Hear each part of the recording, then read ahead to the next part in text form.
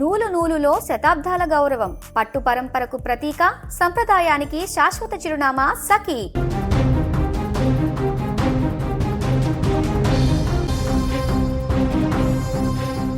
నిజామాబాద్లో జరిగిన ఒక దారుణ ఘటన ఇప్పుడు సంచలనంగా మారింది. టాయిలెట్ క్లీనర్ని ఆ లిక్విడ్ని సెలైన్కి ఎక్కించి భర్త నరాల్లోకి ఎక్కించి చంపేసినటువంటి భార్య ఘటన, ఆ ఉదాంతం ఇప్పుడు జిల్లా వ్యాప్తంగా కాను రాష్ట్ర వ్యాప్తంగా కూడా తీవ్ర చర్చనీయాంశంగా మారింది. ఎందుకంటే ఈ యొక్క హత్యకు ముందు ఈ భార్య ఎవరైతే ఇంకొక వ్యక్తితో అక్రమ సంబంధం పెట్టుకుందో ఆ వ్యక్తి ఇంకొక వారికి సహకరించినటువంటి వ్యక్తులతో మాట్లాడినటువంటి సంభాషణ, దానికి సంబంధించినటువంటి ఆడియో ఇప్పుడు బయటికి రావడం, ప్రీ ప్లాన్డ్గా భర్తని ఏ రకంగా చంపడానికి ప్రయత్నం చేశారనేటువంటి విషయాన్ని ఇప్పుడు వెలుగులోకి తీసుకువచ్చింది.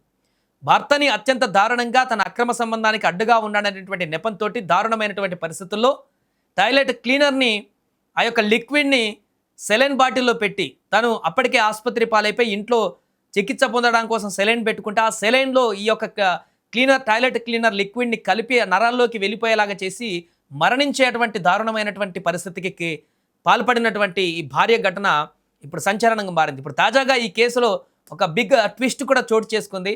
సో దానికి సంబంధించి తన మొగుడిని చంపేయాలని ఫుల్గా మందు తాగించి చంపేయాలంటూ సాయి అనేటువంటి ఒక యువకుడితో మృతుడి భార్య సంధ్య మాట్లాడినటువంటి ఆడియో ఇప్పుడు వైరల్గా మారింది. అందులో ఆమె చాలా నైస్గా మాట్లాడుతూ వాడు మేడపై నుంచి కిందకు దిగకూడదు, పైన ఆల్రెడీ అక్కడ మద్యం తాగుతున్నారు, సో పైనుంచి వాడు దిగకూడదు, అక్కడే తాగి ఫుల్గా ఆ బిల్డింగ్ మీదే పడిపోవాలి, అక్కడే పడుకునేలాగా ఫుల్గా తాగించండి అంటూ ప్రేరేపిస్తూ మాట్లాడినటువంటి ఆడియో కాల్ ఇప్పుడు సంచలనంగా మారింది. ఒకసారి ఆడియోలో ఏముందో మనం కూడా చూద్దాం. హలో అరే ఎట్లొడుతుందా ఆడేనొర్రెడ్డి ఆడేనొర్రెడ్డి కాదు రోల్ వస్తలేదు. అంత అయిపోయి ఏ టైం అన్నా కానీ అడ్డిచ్చా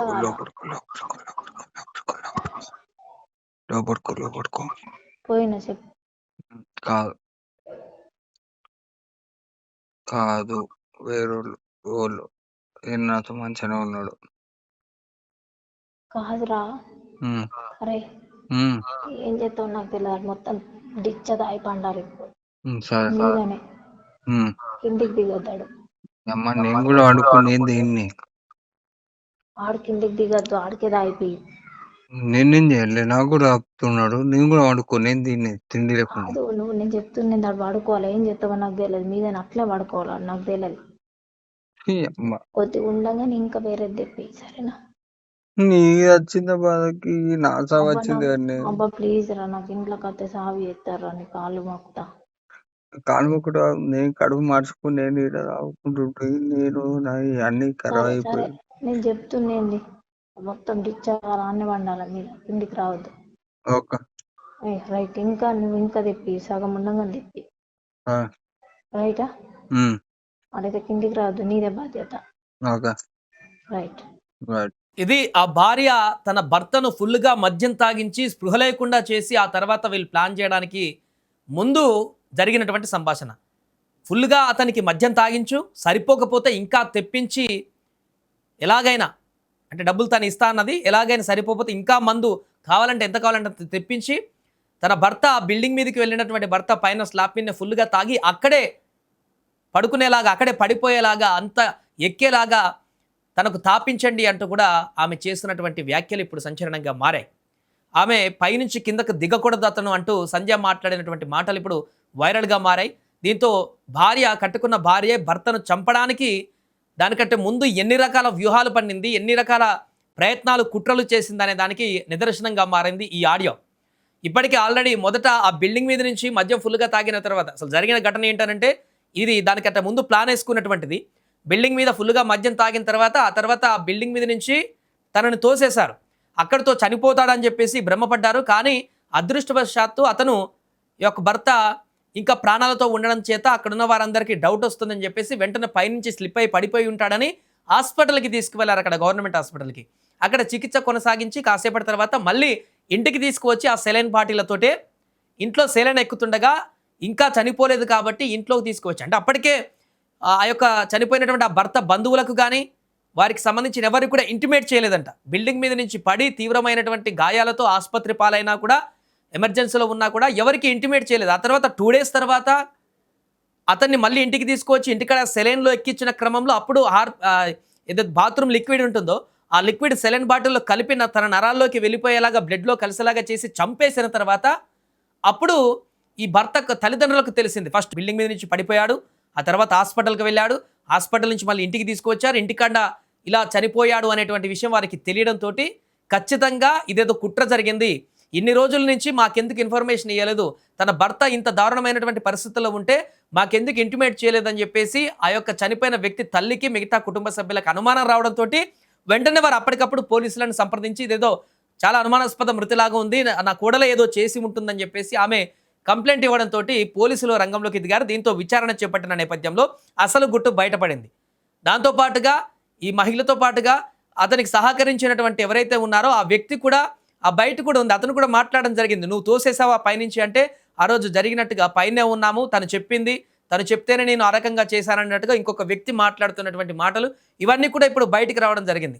ఏదేమైనా కానీ ఒక దారుణమైనటువంటి పరిస్థితి నిజామాబాద్లో అక్రమ సంబంధం అనేది ఒక కాపురాన్ని ఒక కుటుంబాన్ని ఎలా చిదిమేస్తుందో చెప్పడానికి నిదర్శనంగా మారింది. ఇప్పటివరకు చాలా సంఘటనలు మనం చూసాం దేశవ్యాప్తంగా, ఒక్కొక్క దగ్గర ఒక్కొక్క రకమైనటువంటి స్టైల్లో భర్తలను చంపుతున్నటువంటి పరిస్థితిని చూస్తున్నాం.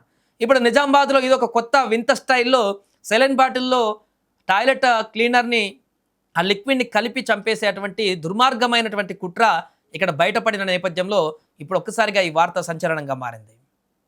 హలో అరే ఆ ఎట్లొడుతుంది ఆడే నొర్రెడ్ది ఆ ఆడే నొర్రెడ్ది కాదు వాళ్ళేం వస్తలేదు. అది తాయిపు ఏ టైం అన్నా కానీ అడ్డిచ్చగా లోపడుకో పోయినా చెప్పు. కాదు కాదు వేరోళ్ళు వాళ్ళు నాతో మంచిగానే ఉన్నాడు. కాదురా ఉమ్, అరే ఉమ్, ఏం చేస్తావు నాకు తెలియదు, మొత్తం డిచ్చ తాయి పండాలి ఇప్పుడు సరే మీదనే ఉమ్. కిందికి దిగొద్దాడు. అమ్మ నేను కూడా అనుకునేది దీన్ని, ఆడు కిందికి దిగొద్దు, ఆడికే తాగిపోయి. నేనేం చేయలే, నాకు కూడా ఆపుతున్నాడు, నేను కూడా వాడుకోనేది దీన్ని తిండి లేకుండా. కాదు నువ్వు నేను చెప్తుంది ఆడు పడుకోవాలి, ఏం చేస్తావో నాకు తెలియదు, మీదనే అట్లే పడుకోవాలి, ఆడు నాకు తెలియదు. ఈ అమ్మ కొద్దిగా ఉండగానే ఇంకా వేరేది తెప్పి సరేనా. నీ వచ్చిన బాధకి నా సాగు వచ్చింది కానీ అబ్బా ప్లీజ్ రా, నాకు ఇంట్లోకి వస్తే సాగు చేస్తారా, నీ కాళ్ళు మొక్కుతా. కానుమకుడు నేను కడుపు మార్చుకుని నేను ఈడ తాగుకుంటుంటే నేను నా అన్ని ఖరాబ్ సరే అయిపోయి. నేను చెప్తుండేంది, మొత్తం డిచ్చాలి అన్ని వండాలి, మీరు కిందికి రావద్దు. ఓకే రైట్, ఇంకా నువ్వు ఇంకా తెప్పి సగం ఉండగా తెప్పి ఆ, రైటా. ఉమ్, అడైతే కిందికి రావద్దు, నీదే బాధ్యత. Okay right right. Good night రా. హలో అరే ఆ ఎట్లొడుతుంది ఆడే నొర్రెడ్ది ఆ